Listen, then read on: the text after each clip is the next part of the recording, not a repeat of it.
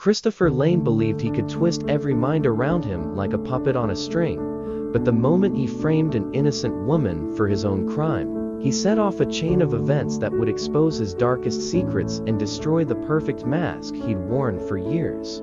Christopher Lane believed no one could ever see through him. With his polite manners and well-timed compliments, he had fooled people for as long as he could remember. He was the friendly neighbor who offered to fix a broken fence, the kind coworker who brought coffee for everyone, the dependable volunteer at church. He knew exactly how to get people to like him, and he used that trust as a shield. Underneath all the charm, Christopher felt nothing for these people. To him, they were chess pieces to be moved around whenever he wished.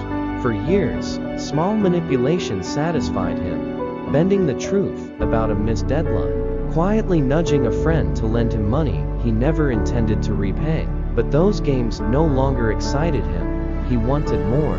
He wanted to prove that he could do something big, something that would show how powerful he truly was. When Christopher started working at the antique shop on Main Street, he spotted an opening almost immediately. The store was a local landmark, family-owned, and everyone trusted it completely. They trusted him completely too, because he came in with glowing references, all of which he had carefully faked. As the bookkeeper, Christopher handled thousands of dollars in cash and rare items every month. He watched how casually the owners signed off on paperwork, barely glancing at the figures he put in front of them. No cameras watched him at night, and no one double-checked his work. It was perfect. He could almost taste the rush of taking everything from under their noses. Christopher's plan started as a flicker, a tiny thought during a slow afternoon shift. What if he could steal from them and walk away clean? The idea hooked him instantly. It wasn't just about the money, it was about control, about proving that he was smarter than everyone around him. It was about the thrill of rewriting other people's reality. The more he pictured it, the more he craved it. He would have to be patient, of course, but patience had always been one of his strengths. Over the next few weeks, Christopher worked quietly to set the stage. He made himself even more useful, offering to help close the shop at night and take on extra accounting duties. He fixed the shop's computer system so no one else could easily trace financial transactions, and he began to study the people around him, searching for the perfect scapegoat. Someone people might already think of as a bit desperate, a bit unlucky, someone whose life was messy enough that a theft accusation would seem believable. He found the answer in one of his co-workers, a woman struggling to raise her son alone after a difficult divorce. She was already behind on rent, and sometimes borrowed small advances from the owner. Christopher knew everyone pitied her. Soon, they would all blame her. As Christopher watched her restock shelves, he felt a cold satisfaction. She would never see it coming. No one would. He was convinced that he was in complete control of everything, just as he had always been. But this time, the stakes were higher. Christopher felt a dark excitement brewing inside him, a sense of destiny pulling him forward. This was going to be his masterpiece, the crime that proved he could manipulate absolutely everybody. Christopher began executing his plan with the same quiet precision he used to balance the books. He siphoned off small amounts of cash at first, careful to leave no pattern that might raise suspicion. Tiny differences in daily deposits, a missing bill here and there, hidden inside the blur of receipts and antique inventory. It was almost easy. Every night, he double-checked his numbers, cross-referenced fake receipts, and moved the stolen money to an account he'd set up months earlier under a false identity. Every click of his mouse fed the same dark satisfaction in his mind. With each transaction, he convinced himself he was in total control, too smart to be caught. As the missing amounts grew, Christopher started building the second part of his scheme. Framing his chosen scapegoat, the single mother seemed like a perfect target. Her struggles were well known, and people would expect that she might get desperate enough to steal. Christopher planted hints of financial stress in her records, forging emails asking the owner for advances she never requested. Then he copied her login credentials to make suspicious transactions look like her mistakes. He even left a few cash bills hidden in her locker, confident someone would find them eventually. It was a cruel puzzle, every piece carefully arranged, every detail twisted to point away from him. No one suspected anything. Christopher still showed up every morning with a friendly wave and offered to help sweep the floors after hours. He asked polite questions about his coworker's son, wishing her well and offering to cover her lunch breaks. If she noticed the occasional odd question he asked about her finances, she didn't say a word. Christopher believed he had fully gained her trust, and it felt like power running through his veins. He felt invincible, like a puppet master dancing unseen behind a curtain. The shop's owners had no clue what was happening. They still believed Christopher was their most loyal employee, the man who could be trusted with the store's entire financial life. He was so good at faking loyalty that even the shop's longtime customers praised him for being so kind and reliable. He made sure to smile for everyone, to open doors and carry packages, polishing his public image to a perfect shine. It was exactly the disguise he wanted. Deep down, he felt no guilt. In his mind, these people were too naive to see the truth, so they deserved to be fooled. Their trust was a weakness, one he could exploit for his own gain. The longer his plan continued, the more confident he grew. He began daydreaming about what he would do with the money once he finally left town. Maybe he'd start over in a new city, con fresh victims, build another web of control. For now, though, he focused on finishing this masterpiece. Everything had to align perfectly. The final sums he was moving were large enough that when they vanished, the shock would be overwhelming. Christopher could already see it in his mind. The police, the accusations, the coworker in tears, while he stood quietly to the side, acting surprised. It was a performance he couldn't wait to deliver. The day the antique shop's owners discovered the missing money, everything shifted in an instant. It began with the routine look over the monthly ledgers, a simple double check before closing out the books.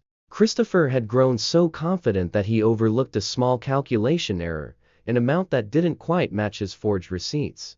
The owners froze, eyes locked on the gap that shouldn't have been there. Panic spread across their faces as they flipped page after page, seeing that thousands of dollars had quietly disappeared. They called the police right away, terrified their family business was about to collapse. Christopher stood beside them, feigning shock, breathing steadily, as if he too had only just discovered the missing money. He comforted the owners, offering to stay late and help them gather all the paperwork. It was almost fun, seeing them so rattled while he kept perfect control. In those first moments, no one suspected him at all. Instead, suspicion turned quickly to the struggling single mother. Christopher had made sure of that. Her fingerprints were all over the manipulated documents he had framed, and the cash hidden in her locker seemed to confirm it. The police arrived that evening, questioning staff and going over bank statements. Christopher answered every question calmly, positioning himself as the helpful, responsible employee who'd never let anything slip past him. The single mother, meanwhile, fell apart in front of them, confused, overwhelmed. She insisted she hadn't done anything wrong, but the evidence looked damning, every detail pointing her way. She tried to explain, tears running down her face, but no one wanted to believe her story. Christopher had done too thorough a job. As the officers took her into custody, Christopher watched, pretending to look heartbroken. Inwardly, he felt a spark of triumph. It was all happening just as he had imagined. The town would gossip about her downfall, talk about how she had finally cracked under pressure, how sad it was that she betrayed the trust of such good people. Christopher relished it. It was his masterpiece coming to life, every piece slotting perfectly into place. But one detective seemed less convinced. While the others accepted the simple narrative, this officer took note of the coworker's desperate insistence on her innocence. Something about her shock seemed genuine, a reaction to be an act. As the single mother was led away, the detective kept studying Christopher from a distance, filing away his polished expression, the calmness that didn't quite match the moment. Christopher hardly noticed. He was too absorbed in his own victory. He imagined the news spreading through town, his name cleared while hers was dragged through the dirt. He'd made it so simple, so believable, that no one could possibly pull the thread loose, or so he thought. He walked home that night under the streetlights, relishing every step of his supposed success. never suspecting that a single thread had already begun to unravel. The detective who couldn't let go of the case started working quietly behind the scenes. Something about the whole story felt too neat, too convenient. He pulled security footage the shop owners hadn't even thought to check, reviewing late-night recordings grainy with static. That was where he first spotted Christopher, alone in the office after closing hours, a time he had no reason to be there. Frame by frame, the detective noted Christopher moving papers, opening drawers, accessing files. It wasn't enough to arrest him, but it was enough to spark suspicion. Next, the detective requested bank records from both Christopher and the accused coworker. The coworker's accounts showed no unusual deposits, no secret spending, no sign of hidden cash. But Christopher's accounts, once they dug through layers of shell identities, told a very different story. Traces of money transfers lined up almost perfectly with the dates of the missing funds. Fake names and false addresses didn't hold up under closer inspection. The detective kept gathering more threads, piecing together the pattern that Christopher had tried so hard to hide. Meanwhile, Christopher carried on at the antique shop as if nothing had happened. He played the role of loyal worker better than ever, showing up early, staying late, giving sympathetic looks whenever the shop owners mentioned the accused woman. He even offered to help them find a replacement, eager to step into a more important role now that she was gone. Christopher thought he was safe, that the story had closed exactly how he'd planned, but the detective wasn't finished. He returned to the shop one night with a search warrant, surprising Christopher just as he was about to leave for the evening. The look on Christopher's face almost cracked, but he quickly slipped back into his helpful, innocent persona. He tried to charm the detective, offering to help carry in files or answer any questions. The detective ignored him, moving straight to the office. They uncovered hidden documents, receipts Christopher had tried to destroy but never fully shredded, revealing dates and amounts that matched the stolen money. The detective found Christopher's fingerprints on them, along with his unique login codes scrawled in a notebook tucked behind the filing cabinet. It was all there, every detail Christopher thought he'd erased. When the detective confronted him with the evidence, Christopher tried to spin more lies, insisting someone had framed him instead, but no one was buying it anymore. The pattern was too precise, the details too tight to explain away. The antique shop's owners watched in shock, barely able to believe the man they had trusted for months was capable of such a scheme. Christopher was arrested on the spot, his hands cuffed behind him, while he protested in a panicked, desperate voice that no one recognized. The quiet, polite mask was gone, replaced with the raw, furious fear. Everything he had built fell apart in a single moment, and for the first time, he realized the world would see exactly who he really was. The news of Christopher's arrest spread through the town like a shockwave. People who had once praised him as helpful and trustworthy felt sick at the idea they had been so thoroughly deceived. Neighbors whispered in grocery store aisles, stunned that someone they had invited to barbecues and holiday parties was capable of such a cold, calculated betrayal. The antique shop's owners felt the loss the deepest. Their family business had nearly crumbled because they trusted the wrong man, and they could barely look Christopher in the eye as police led him out in handcuffs.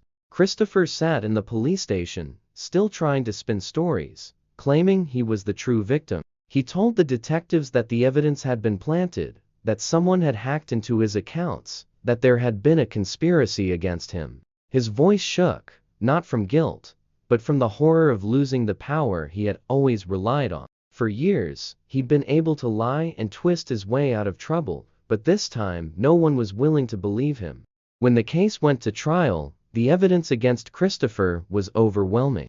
The forged receipts, the secret bank accounts, the altered logins, and the hidden cash in his coworker's locker all pointed back to him. Witnesses testified about how he had seemed so calm, so helpful, so impossibly nice.